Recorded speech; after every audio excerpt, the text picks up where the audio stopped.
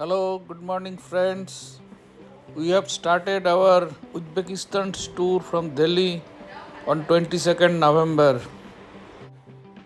We took Air Astana flight from Delhi. After 3.5 hours, around 4 p.m., we reached Almaty at Kazakhstan. And next day morning at 10 o'clock, our next flight from Almaty to Tashkent, which took 2 hours to reach Tashkent airport.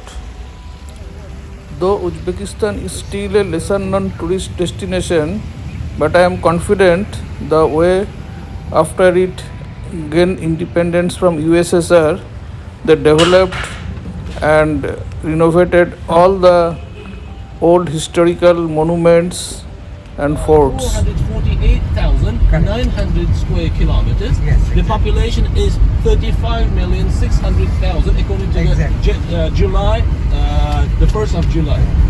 So, During our 9 days visit to Uzbekistan, apart from the capital city of Tashkent, we are going to visit Khiva, Bukhara, and Samarkand, which are famous for their proximity to the ancient Silk Route through which the caravan used to pass and have marketplace in the cities.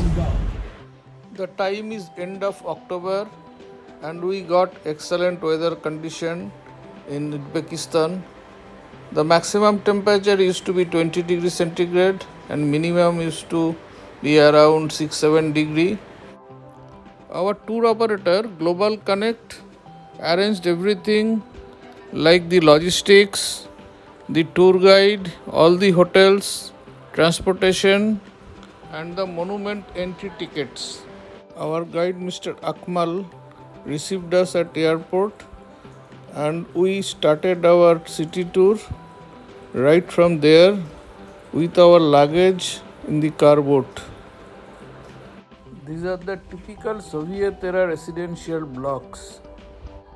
The name Tashkent is more familiar to Indians because of death of Lal Bahadur Shastri in this city in the year 1966. I am in front of Hazrati Imam Mosque at Tashkent. Apart from this Hazrati Imam Mosque, the vast area of the complex houses a big library and a madrasa. This entire place before 2007 was in ruins.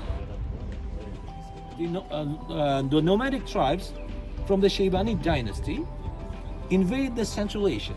Shaybani Han, Muhammad Shaybani Han, invaded Central Asia, among whom were those who called themselves the Uzbeks.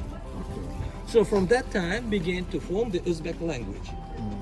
So at the same time, when Shaybanis invade the Samarkand, Bukhara, Tashkent, and the rest of these, another part of Central Asia, which is Afghanistan or city of Herat or Gerat, was invaded by Persian Emperor Ismail Safavid's empire. Iran, Iraq, Central Asia, parts of Central Asia was belonged to them. Ismail Safavid. Ismail Safavid. So who are the Safavids? They are the Shias. So when Shias invade the Sunnis, what happened? War. They killed the Sunnis. If Sunnis invade the Shias, Iraq. they killed the rest. So when Ismail Safavid soldiers or army invaded Gerat, all the Afghan people, they run away from Gerat and came to us as a refugee. Among whom were the poets, whose name is Zainuddin Wasifi.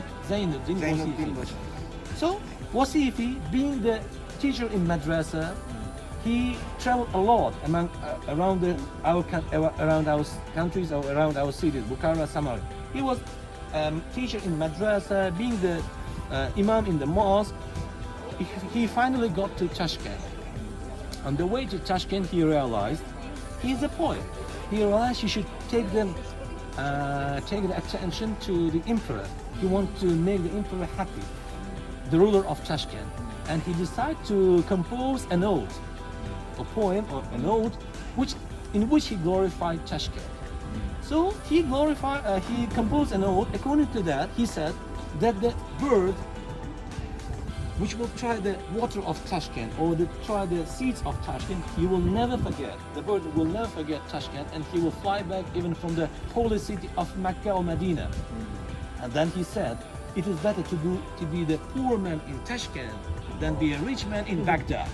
So the ruler of Tashkent was so admired by his poetry, and yes, by his poet, and said, be my poet in my court, in my palace. And Zainuddin became the poet in his court, in his palace, and became the teacher to the young prince. When the young prince, the Sunni Khan has two sons. Now killed Muhammad Khan and Nawruz Ahmed Khan. The youngest one was fall in love with his teacher of literature, and he decided to build a madrasa. The entire area of this complex was in ruins till 2007. In 2007, a massive restoration work took place. Behind me, the minaret is 57 meter high. In the medieval period, the tall structure of the minaret used to show the traders the location of the caravanserai. The other purpose of the minaret was to give call for prayer by the muazzin. This is the largest mosque in Central Asia, where 5,000 people at one time can sit for prayer. From left, me, Shaurabh, Amartya, Shivaprasad and his daughter Tanni. This is the interior portion of the dome of Hazrat Imam Mosque. Religious scriptures written in Arabic. So imagine how you will catch. The regular brick is 25 centimeters British, and this is only 7.5. That means you can catch and you can build the building. So Born in 903, Hazrat Imam's original name was Abu Bakr Ali Ismail Kafal. Kafal means lock. His family was in business of manufacturing locks. Young Abu Bakr, not wanting to become just a simple artisan, went to study Sharia law, first in the madrasas of Tashkent, then to Samarkand, and then Khorasan, and finally moved to the capital of the Arab Caliphate and the center of the science of the Muslim world, Baghdad, where he spent most of his life. They are greeting you. So when the temperature is -15, how the area looks like? Oh, it's okay. As you see, the houses are open. Can you see the doors are open? What means if somebody if the man inside the home, and if you will lock the door, you will blame your neighbors that they are thieves. The woman, these people are coming from Bukhara. Oh, sure. Just for the pilgrimage to visit the Saint Imam's grave. Oh. So it made the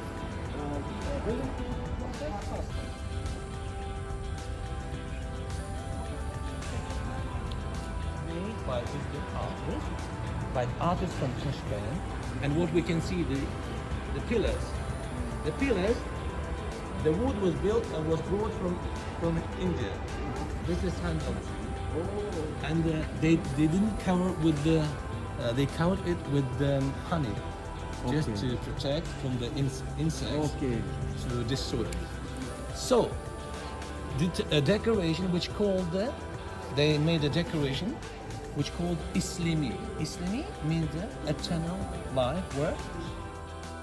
In the complex, there is a famous library collection which contains the oldest Quran, which believed to have only 5 copies in the whole world. This Quran was written in 644 AD. I came to my mother's house and my children said, Papa, the doors are closed. Because it's something unusual for them, because we are living in the old city. And I said, maybe your uncle Asrar is not at home. We knocked the door and we rang the bell, and my children told to his wife. Tashkent means city of stones. Tash means stone.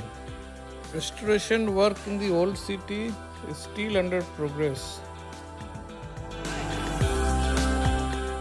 Our next destination is Chersu Bazar, which is the biggest market complex in Tashkent.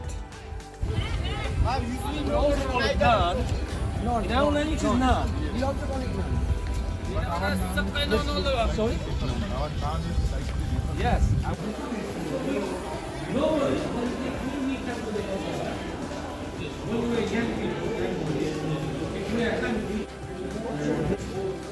무슨 Tashkent'de? 무슨 ช็อป에서 있더라? 꼭 찍더라.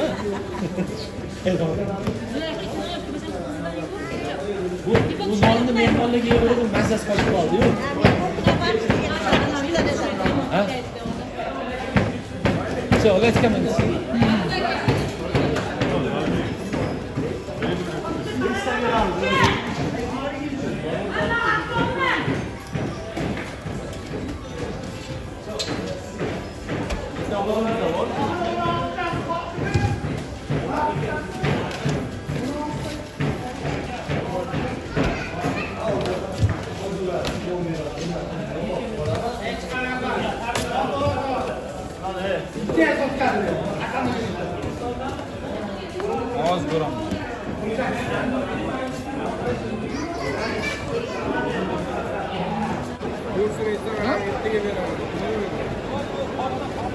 That is horse meat. That's a horse sausage. Sausage.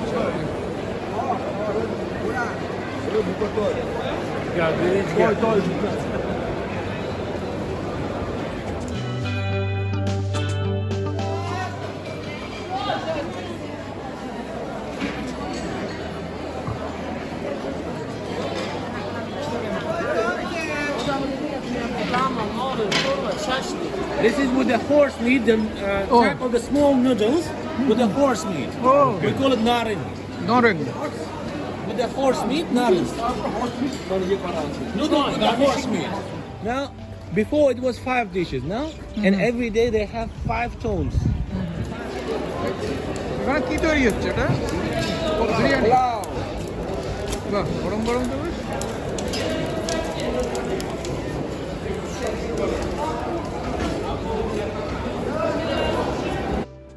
This is the oven where pulao is made.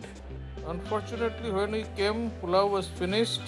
They said that it will take 1 more hour. So we went to another restaurant to have pulao. Which would like to take those economy or money or manufacture.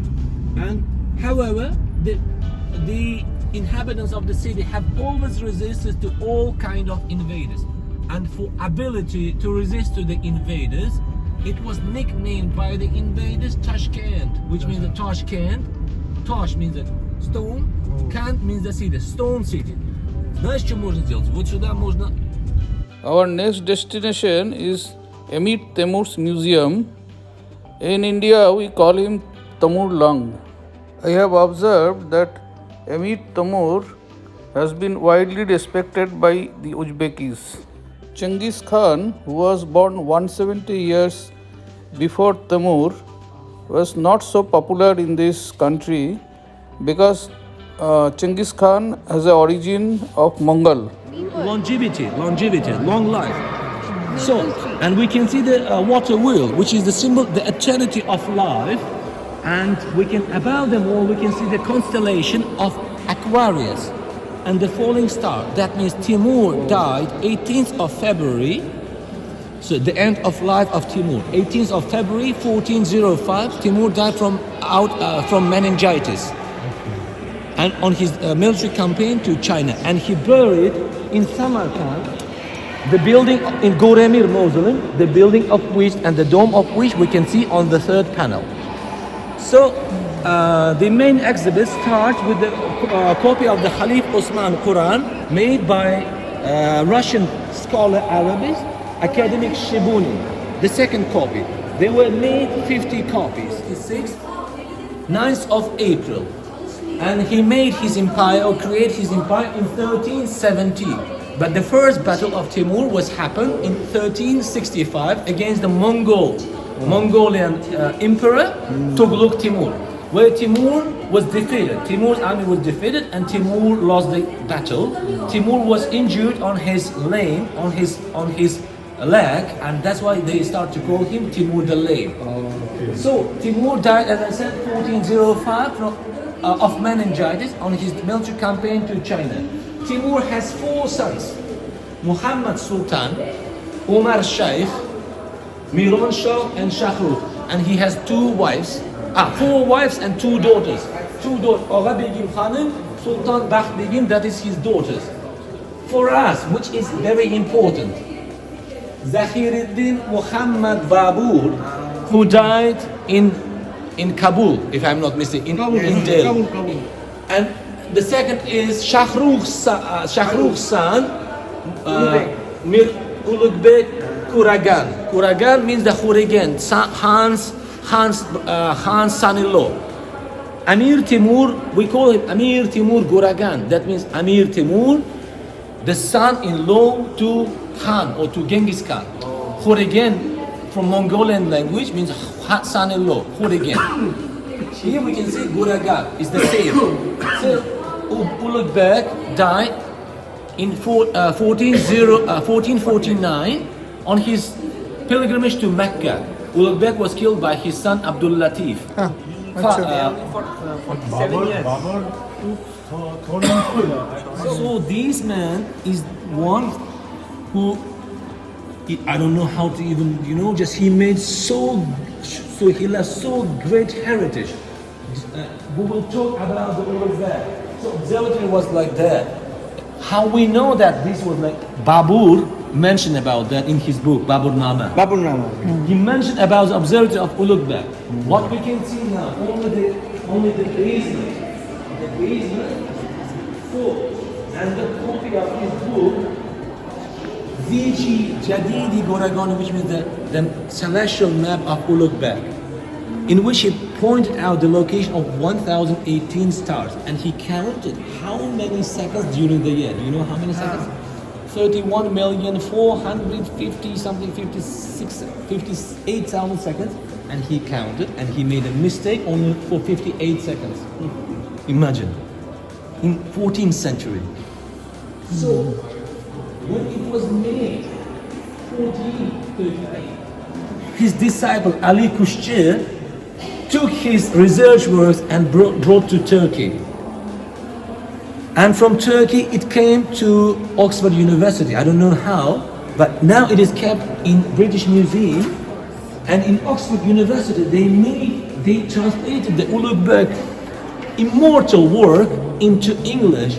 And all the British scientists from the 15th century or from the 16th century, they used until 19th century.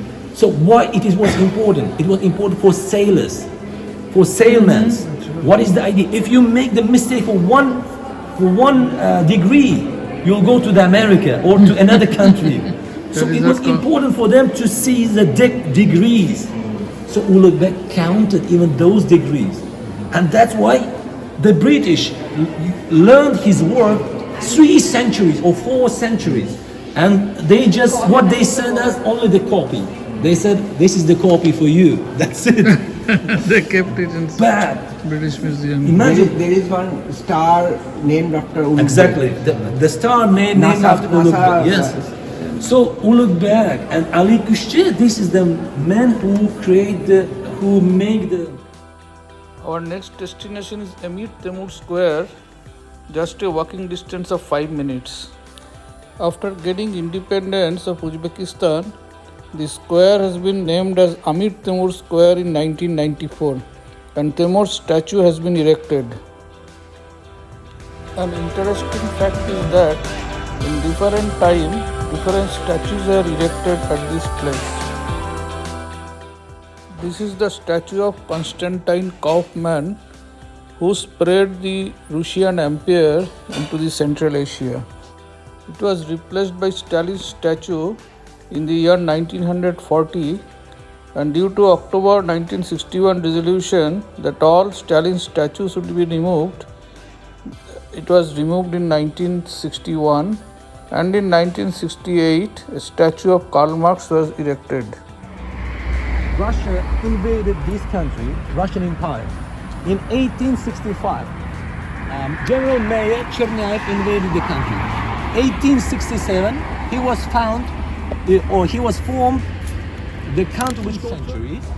And from the center of the square, we can see that there are 4 passes which give the direction to the 8 routes which will connect the Tashkent center with the remote regions of Uzbekistan. For example, if straight ahead, we will go to the Farghana Valley and then to Kyrgyzstan.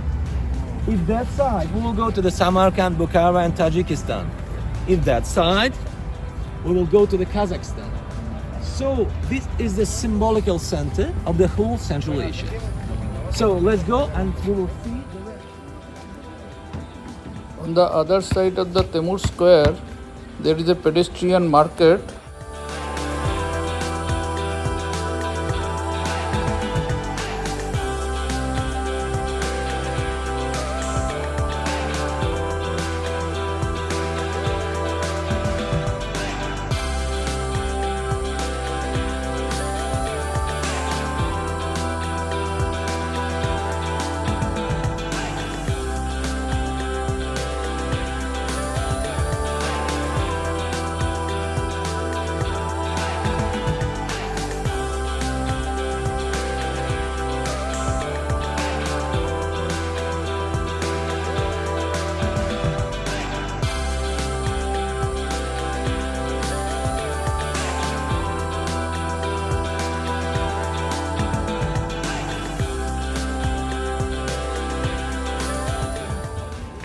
Hindustan, India. India. Which part of India? Basically, I am from eastern part. I stay in northern part, Delhi, capital. Delhi. Had been to India. After crossing the market, we come to a vast area known as Independence Square. At the center top of the structure, it houses 2 storks, showing the independent spirit.